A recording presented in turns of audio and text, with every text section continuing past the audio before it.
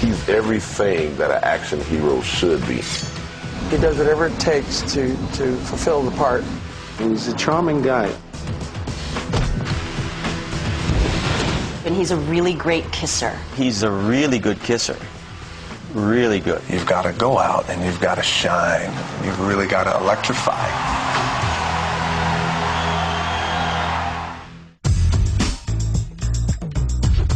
Dwayne Johnson, also known as The Rock, is a larger-than-life figure.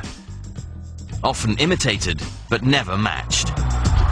A kind of uncompromising hero missing far too long from the pop culture landscape. The guy has charisma, he has good looks, he has a chiseled body. He's everything that an action hero should be. I really think the best thing about Rock's acting is his comedic timing. Rock knows where the laughs are. I think he's going to surprise people tremendously. I think he's going to pick roles that people would not expect him to pick. His skill as a serious actor surprised many. Listen, I was justified in what I did. And if you acquit me of these charges, then I'm going to run for sheriff. Oh, Mr. Bond. And if elected, I'm going to fix this town. Order. Before Hollywood discovered him, The Rock grabbed the American public's attention in the wrestling arena. Finally, The Rock has come back to Queensboro. His showmanship catapulted him to stardom in the United States.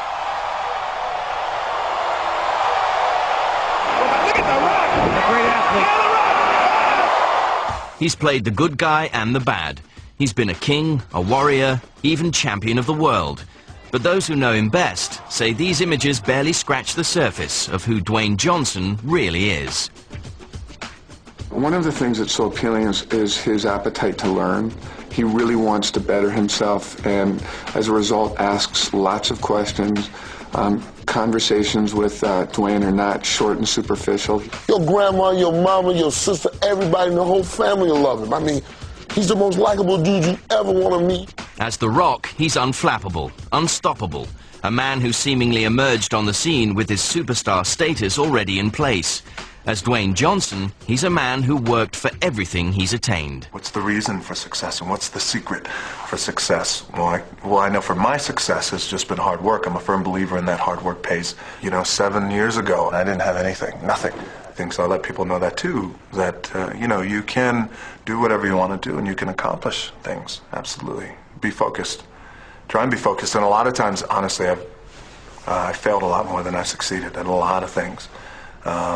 But, you know, you keep driving, and eventually something's going to happen. Someone told me a long time ago, and I'll never ever forget it, if you've ever been hungry, you'll never be full.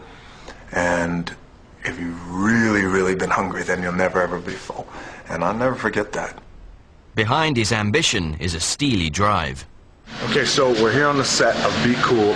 Everybody's very, very excited about this, which is great. And the chance for me, personally, professionally, to work with these other great actors, Uma Thurman, John Travolta, Vince Vaughn, Danny DeVito's coming back. This is it. I'm not the one who disrespected you. Nick did. Not me. Not me. If The Rock's move to Hollywood took some people by surprise, his career in wrestling seemed almost preordained. He was brought up and raised in wrestling. Wrestling has been a family business now for 3 generations. My grandfather was a professional wrestler. He was the first Samoan professional wrestler to really, really make it big time. Peter Maivia.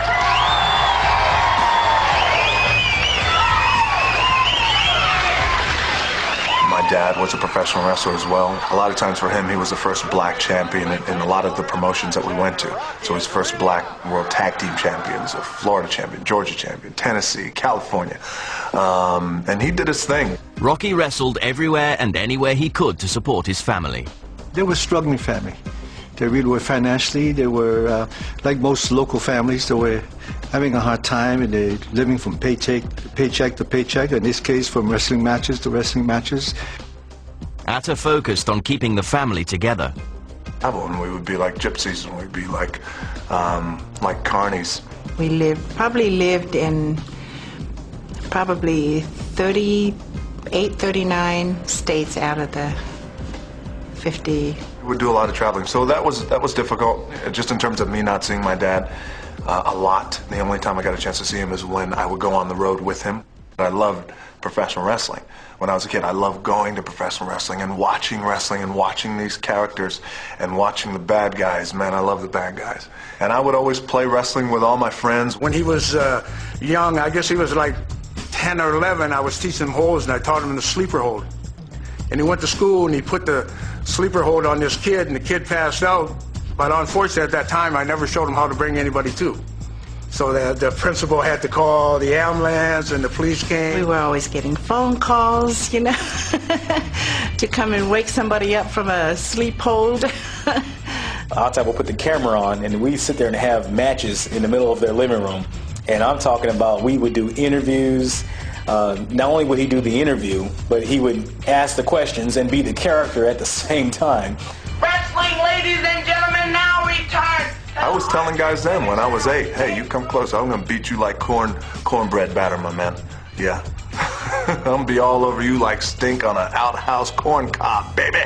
And I recall him always being a ham with a microphone. I mean, ever since we were kids, he always liked being in front of the camera and you know, the showmanship, the whole 9 yards. He used to break dance all the time, and he's the meanest moonwalker you could ever imagine. And he'd be out there pop locking and doing the worm, flopping around on the ground and trying to stone his head and almost about to snap his neck. At school, the young Dwayne excelled in a number of sports. Physically, he was head and shoulders above his classmates. At the age of 14, he was 6'2" and could bench press 400 pounds. When Dwayne began his junior year in high school, the family moved to Bethlehem, Pennsylvania. I really didn't think he was a student. I thought he was a teacher. I mean, you're telling me this guy could be anywhere from 14 to 18 years old and he looks like he's 25. I'm thinking to myself, this guy's definitely posing as a student, but he's undercover for something. And I saw this kid, he's 6'5", about 260. I said, man.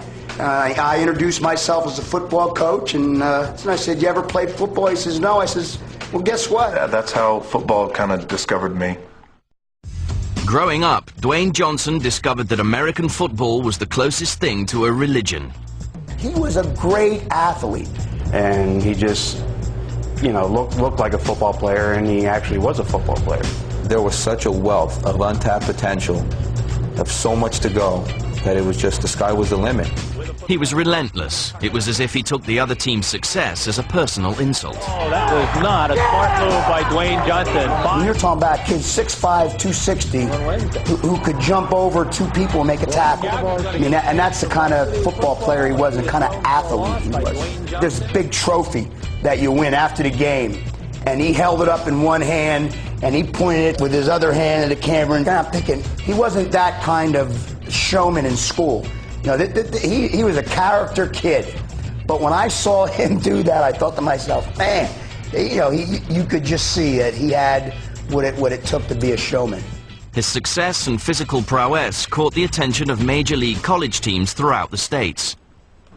Every school that you can imagine was trying to recruit him. Every Sunday night at 9 o'clock, my house, around 8 o'clock, the phone started ringing.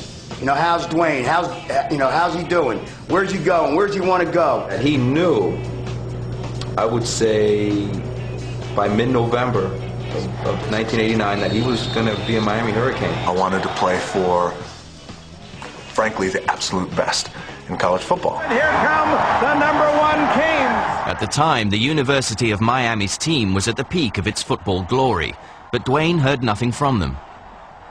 I was recruited by every school in the country, and I was very excited at going not only to play big-time college football, but then to get your college tuition paid for, and there was no way we could afford college for me, so without football, I wasn't going to college. And I haven't received any letters from the University of Miami at all.